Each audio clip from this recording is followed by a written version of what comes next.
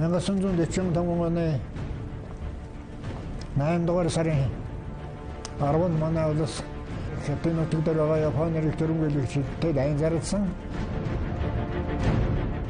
Дайн зарлаад дайнд хөдлөхөд бол Японы талаас одоо тэр сая гаруй хүнтэй маш их зэвсгэлсэн одоо том хүчрхэг тийм хаван тууны харин байдаг шүү дээ. Энэ чөлөөлөх дайн бол одоо дэлхийн 2 дугаар дайны төгсгөл бөгөөд дэлхийн олон улс гүрнүүдийн одоо хувь заяаг маш эергээр шийдвэрлсэн юм одоо шудраг дайн, ариун дайн байна.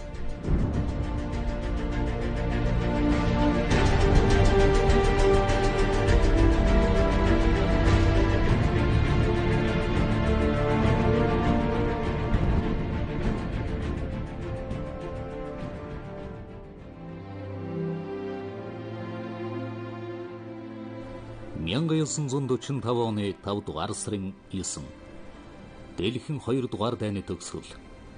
Гэсэн ч ертөнцийн нөгөө өнцөг Аз тивд байдал тайван бос дайн байлдаан энд дуусаагүй байлаа. Японы төрөмгөөлөгчид бүгд наримт Хятад ард улсын зарим нутаг эзлэн авч улмаар бүгд наримт Монгол ард улсын нутаг дэвсгэрлөө өнгөлзөж байлаа. 1945 оны 7 дугаар сарын 26-нд Америк нэгдсэн улс, Их Британи бүгд наримт Хятад ард улсаас өгсөн үг дуугүй бууж өгөх тухай тулгын шаардах бичгийг Японы засан газар үл ошоосон дайныг үргэлжлүүлэх зөвлөлт холбоот улс бүгд наримт Монгол ард улсад довтлох худалдаа байгааг харуулсан хэрэг байлаа. Иймд зөвлөлт холбоот улсын засан газар Кремийн баг хурлаар хүлээсэн үүргийнхэн дагуу 1945 оны 8 дугаар сарын 10-нд бүгд наримт Монгол ард улсын засан газар империалист Японы эсрэг дайн зарласан байна. Монгол улс өөрийн орны аюулгүй байдлыг баттган бэхжүүлэх, дайны аюулыг түргэн зайлуулж энхийг тогтоох, бүгд наримт Хятад ард улс түүний дотор өвөр Монголын ард түмнийг Японы төрөмгөлийн эзлэгчдийн дарлалаас чөлөөлж, өөрийн улсын хил хязгаарын тайван байдлыг хангах зорилт тавьсан байна.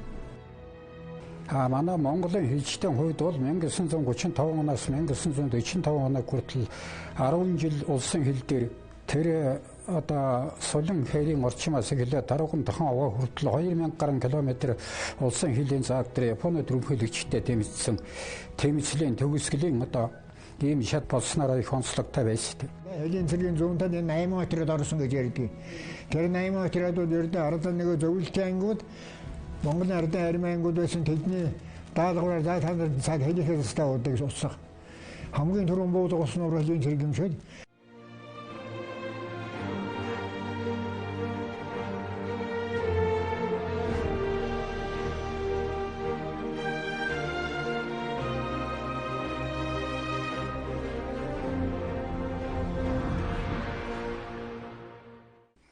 Зүүн талд одоо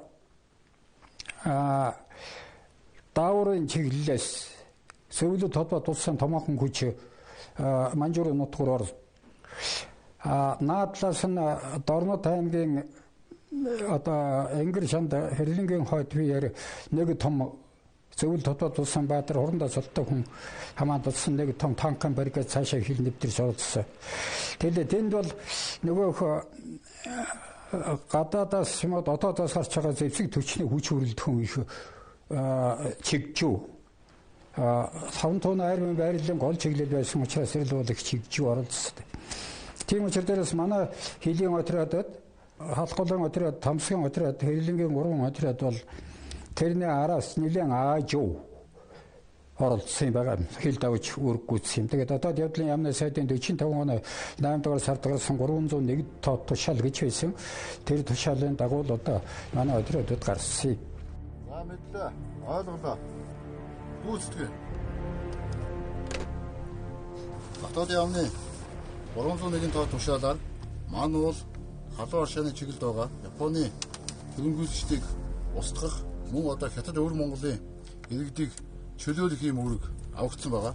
Өвөр Монголын иргэдийг чөлөөлөх үүрэгтэйгээр ардын армийн цэрэг дайчид ирэхэд хилчид өг чиглэлийг маань бол халуун оршааны чиглэлийг гарах удаа гарцыг чөлөөтэй болгох ийм үүрэг авагдсан байгаа. За тушаал ойлгомжтой юм уу? Ойлголоо. За явж өгнө. Цэрэг дарга бидний хувьд бол энэ асуудал гинтийн тийм тушаал байсан юм да.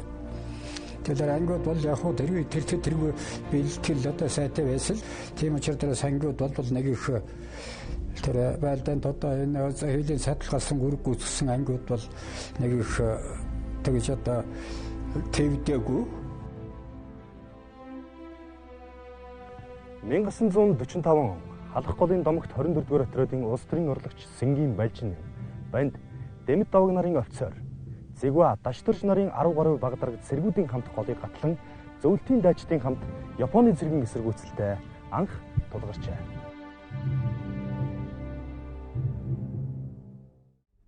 Тэндээс Чогдонгийн групп, Хайлар хот, Балжинымын групп 5 хэсэг хуваагдсан улмаар Чулуунбаатарын удирдсан өмнөд чиглийн хэсэг Вангийн сүм хүртэл байлдааны үүрэг гүйцэтгэж Японы цэргийн үлдэгдлийг илрүүлэн цохилт өгөх, тагнуулын төр хорог сонгож байгуулах, дайны хөлдөрдсөн аж ахуйн эмхлэгт нь ард иргэдэд тусалсаар иржээ.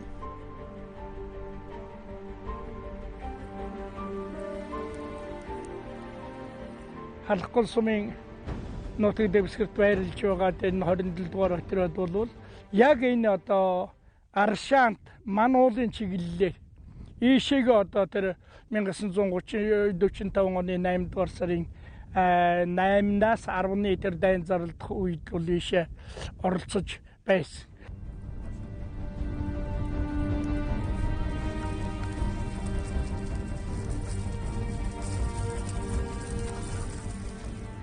Сайдын тушаалаар отрядын дарга Пунцгийн Чогдон улс төрийн урлагч Сэнгийн Балжин нэм нарын удирдсан 100 гаруй хүний бүрэлдэхүүнтэй 2 групп Хайлар, Халуун Аршаан, Солон хотын чиглэлд байлдааны ажиллагаа явуулсан байна. Тэдгээр групп нь Халуун Аршааны төмөр замын дагуух газар нутаг, Хянганы хойд нурууны ураад Баргын нутагт хүрчээ.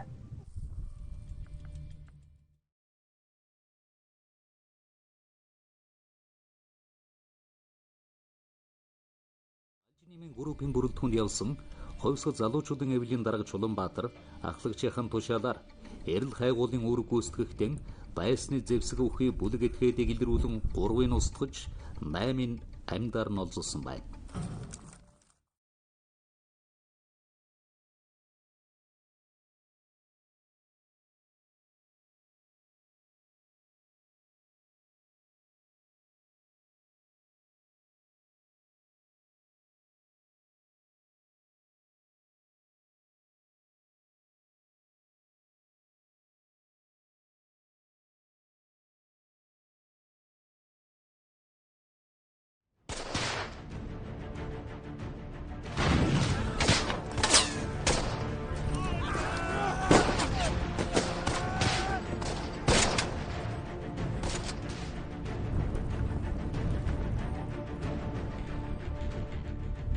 Тухайн үед отрядын дарга Хушууч Пунцгийн Чогдонгоор ахлуулсан бүлэг Хайлаар, Солон хотуудыг чөлөөлөх энэ одоо үүрэгт Монголын ардын арим буюу зөвлөлтийн улаан армийн өмнө зам заах, чиглүүлэх, толгойн сэргийлэх болох ийм үндсэн үүрэгтэйгээр энэ одоо дайнд оролцсон юм аа. Газар хүнд хэцүү. Хянган руу тулаад очицсон. Тэгэхээр тэр олон сав жал асга тэрүүгээр одоо оргож нуугдсан юмнуудыг олж төв. Тийм учраас тэр хоёр тишээгээ тасраад Чогдон нэг хэсгийг аваад тэр Хянган руу цаат руу төмөр зам руу Хайлрын төмөр замын чиглэл рүү Балжин юм Хянган руу наагур урагшаага явж тэр үүргөө гүйцэтгсэн юм ба.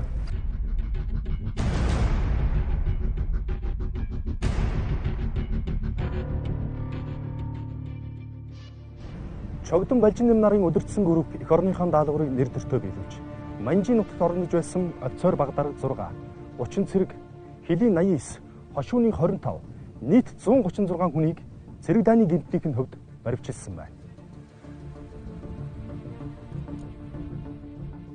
Олзлогсдын дотор Японы тагнуулын байгууллагын албан хаагчид мөн Японы цэрэг тагнуулын газар олон жил үйлчлэн тусалж байсан Оросын цагаантны офицерууд эх орноос урман Японы талд идэвхтэй туслан Монголын дормод хил дээр зөрчил бодлон гаргаж хилжидийн амин насыг бүрлгэх бузар хэргийг зохион байгуулж ирсэн манай иргэд зэрэг гэмт этгээдүүд байжээ.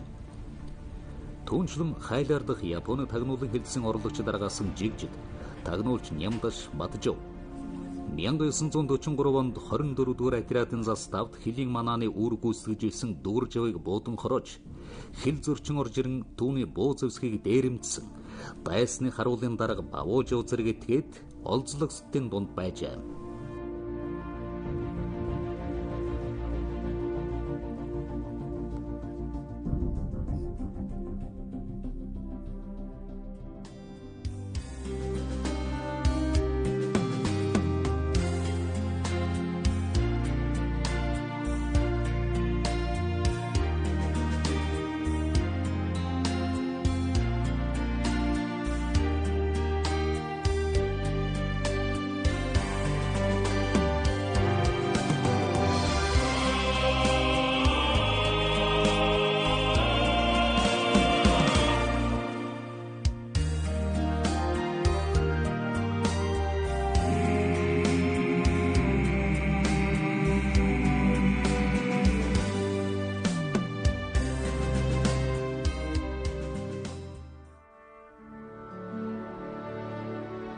Хилийн техник 132 дугаар анги буюу тухайн үеийн 31 дугаар отряд нь 1939 оны халах голын дайн 1945 оны чөлөөлөх дайнд оролцож цэрэг улс төрийн цагийн байдал хурцдсан он жилүүдэд төр засаг ард түмнийхэн өмнө хүлээсэн тангараг дүүргэн нэр төртэй биелүүлж ирсэн дайчин хам толгоон.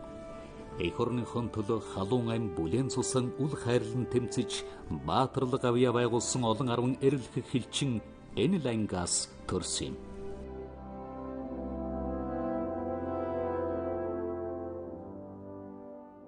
Зараа толгоон овоогоор очиж хил дав цэргүүд хил давхад нөгөө морин ангична салааслаагаар 3-4 тасраад нөхө хэсгээр цуваагаар ингээд тавтай зараа толгоон овоонаараар нь улсын хил давж илдэг. Тэгтээ тэр зараа толгой дээр очиад нөгөө овоонд чулуу нэмжнэ цэргүүд гадаг шаах дээр овоогоо тойлж ийсэг. Тэгэхэд хамар гашуу өргөж байсан гэж ерэн сугуу надад ярьж. Дата яагаад гэж байна. Гэхдээ яахав дата юм чинь хэдэн эргэж ирэх бол гэж бодхоос хамар гашуу өргөж байсан гэж тэгж ярьж байсан.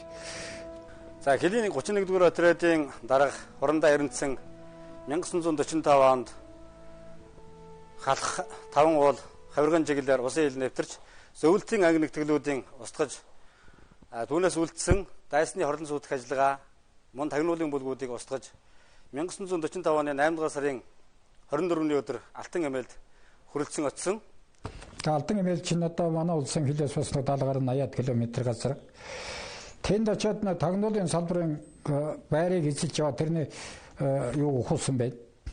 Сэпиг ухад тэр давааж юу. Тэгээд яасан чинь тэр 31 дугаар отрядын дараагаар ажиллаж байсан бөөгийн хил хамгаалтын талаар гаргасан тушаалын нэг гуй гарч ирж байд. Улаанбаатар хотын зураг гарч ирж. Тэгээд тэнд болохоор хүмүүсийн нэрийг бичээд алах нь, устгах нь, ашиглах нь гэсэн. Алах нь, ашиглах нь гэсэн хоёр янзаар одоо тэрийн нам засаг улсын байгууллагуудын толгойд ажиллаж байсан хүмүүсийн нээлсийг үлдсэн. Тэр материал гарч ирж. Тэгээ гарч ирээд нутгийн ардуудыг баримчилж ирээд тэгээд байцаасан энэ улсууд хаа байна гэсэн тэр хэллэнгийн яадаг танд байж байгаа. Алтан эмээлээс зүүн тийш Ширмэн нуган нэртэй газар дайсны 10 гаруй офицерууд бууж өгөхгүй нэгсэн юм мэдээ авагдсан. За түүнийг устгах баримтлах тушаалыг авмагц Ширмэн нуган газар хүрэлцэн очиж дайсны эдгээр офицеруудыг устгаж одоо болгож авсан юм төвхтэй.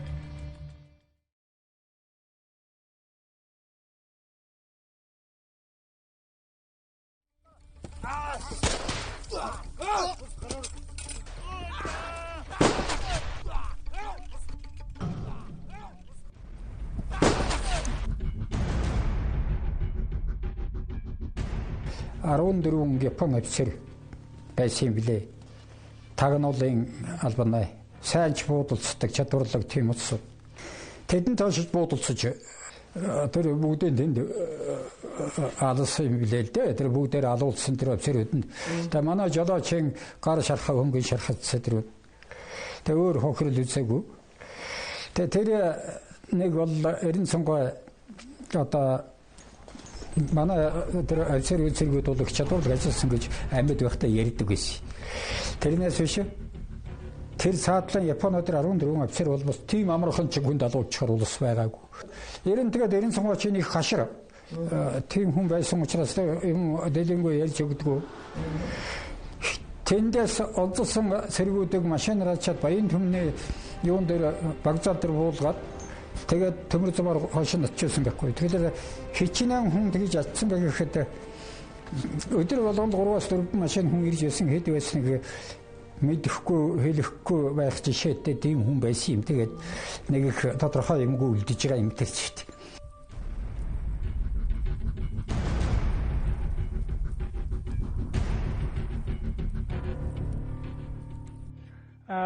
Тамсагт байрлаж байсан хилийн 27 дугаар отряд бол өмнөд бүлэгт өөрөөр хэлэх юм бол Сүхбаатарын наатлаар одоогийн Эрдэнэ цагаан сумын чиглэл одоо Шилийн гол аймгийн зүүн хошууны чиглэлээр л орж байна.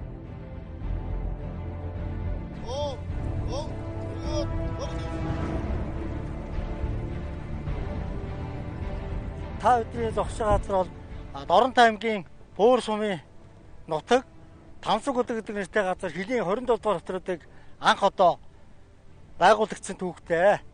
За бидний харж байгаа одоо энэ урд хүндэд Зүүдлүүд улсын 57 дугаар корпусын 11-р дивиз үе ахлах цэцлэгч Байкогоор удирдуулсан танкийн дивиз одоо энэ манай 27 дугаар отрядын туурээс энэ чиглэлд одоо баруун гарт талын чиглэлд байрлаж ирсэн байна. За мөн одоо Монгол ардын хувьсгал цэргийн 6 дугаар март дивиз 47 оны чөлөөлөлттэй анд одоо голлог үүргийг одоо энэ дивизүүд мөн манай 27 дугаар отрядын тусгай группүүд оролцож одоо чөлөөлөлтөнд оролцсон ийм түүхтэй.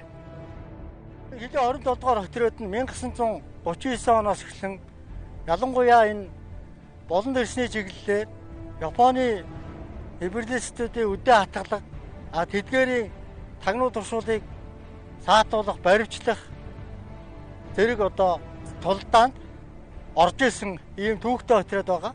За тухайн үед ямар үүрэг үүссэн вэ гэхээр нэгдүгээр Монгол зөвлөлтийн армийн давших нөхцөлийг хангах, мөн одоо амьд хилийг олзлох, хоёрдугаарт одоо чөлөөлөгдсөн газар орнд тагнуулын тусгай отряд бүлгүүдийг устгах, гуравдугаарт чөлөөлөгдсөн газар орны ард иргэдийг хамгаалах ийм үүргийг хүлээж чөлөөлөх танд оролцсон ийм түүхтэй отряд аа. Баргын нутагт байлдааны үүрэг гүйцэтгүүлэхээр дэд хурандаа Чойн донгор удирдуулсан Тамсгийн 27 дугаар отрядын 200 гаруй хилчин Баргын Амгалан яам одоогийн Амгалан хотод төвлөрч тэнд нуугдж байсан Японы самурай нарын үлдэгдэл хүчийг илрүүлэн устгаж улмаар Баргын хөлөн буйрмужийн ард олны дунд нам засгийн бодлогыг тайлбарлан таниулж байлдааны үүргэн амжилттай биелүүлж байжээ. Тагнуулын үүрэг гүйцэтгэж явсан Хөвсгөл аймгийн Тариалан сумын ард Хилчин Шарвын Давааням, Завхан аймгийн Отхон сумын ард Довдонгийн Дамданд орж, Өвөрхөн аймгийн Баяннуур сумын ард Бадарчин Балжирнаар дайсны бүрэн зэвсэгтэй 25 этгээдийг уран арга хэрэглэн буулган авчиж чадсан түүхэнд бичигдэн үлджээ.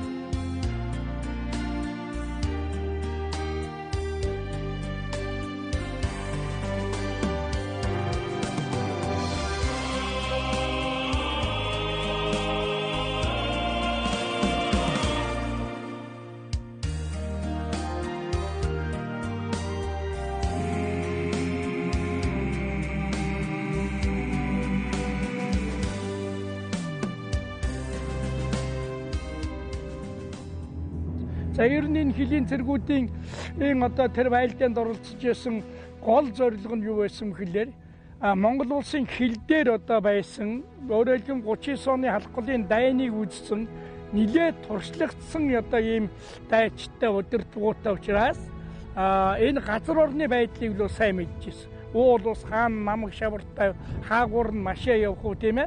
шүн хаагуур нь явж болох өдөр хамгийн өндөр хардцтай газар нь хаана байх вэ гэд.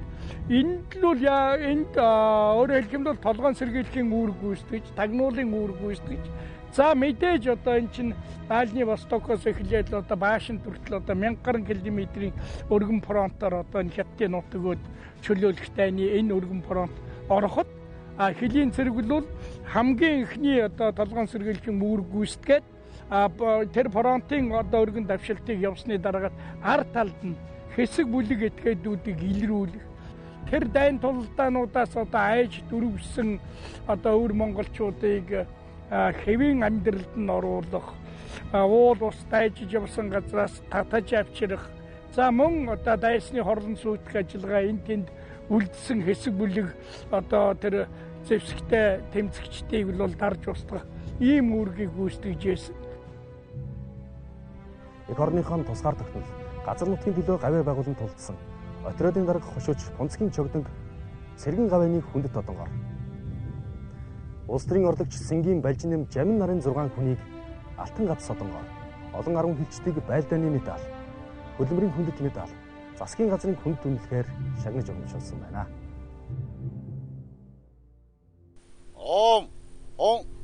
Улсынхаа тусгай тогтносон байдал ил хязгаарыг сэргийлэн хамгаалах түүхтэй онцгой байгуулсан Монгол улсынхан тусгаар тогтнол хил хязгаарын халдшгууд архан байдлыг хангах хүндэт бөгөөд хариуцлагатай үүрэг амжилттай биелүүлж Японы төрөмгөлөгчдийн эсрэг дайнд онц гавьяа байгуулсан хилийн 24, 27, 32 дугаар отрядын олон 10 офицер, ахлагч, түрүүч, байлдагчдыг төр засгаас цэргийн гавьяаны одон, байлдааны медаль, алтан гац одон, цэргийн цол зэрэг шагнаж урамшуулсан байна. Бүгд найрамд Монгол ард улсын төлөө зүтгэе.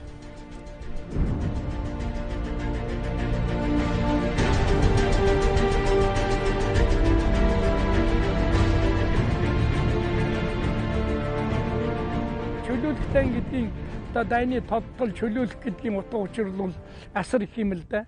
Өөрөөр хэлбэл Орос улс, Монгол улс хоёр энэ бүгд найрамд өнөөдрийн бүгд найрамд ард улсыг л энэ Японы дарлалаас энэ Аз тивийн улс орнуудыг одоо Японы тэр төрөмгөл дарлаас нь чөлөөлсөн энэ дайн. Тийм учраас одоо чөлөөлөхтэй гэж хэлж ярьж сонссон.